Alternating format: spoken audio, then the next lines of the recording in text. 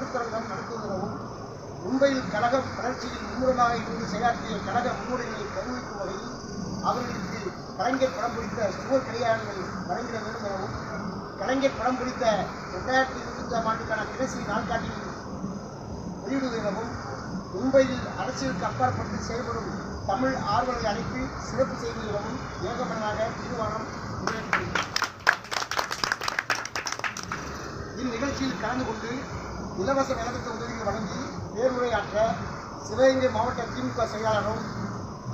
தமிழ்நாடு அரசின் கூட்டுறவுத்துறை அமைச்சருமான மாண்புமிகு அமைச்சர் வெளியேறுப்பு அவர்களும் அன்றைய தினம் நடைபெற இருக்கின்ற கலைஞர் நூற்றாண்டு கருத்தரங்கிற்கு தலைமையேற்று நடத்தியிருக்கின்ற முன்னாள் அமைச்சரும் காரைக்குடி கலைஞர் தமிழ்ச்சங்க நிறுவனமான இலக்கிய தங்கள் முகப்பு தென்னவர்களையும் அழைத்து சிறப்பு பெற்றவர்கள் என இக்கூட்டத்தில் தீர்மானம் நிறைவேற்றப்படுகிறது. இப்படி கற்பது கழகம் நல்ல கழகம், நம் திராவிட முன்னேற்ற கழகம், அதன் திருப்பணி என்றென்றும் தொடரும். நம் திராவிட முன்னேற்ற கழகம், அதன்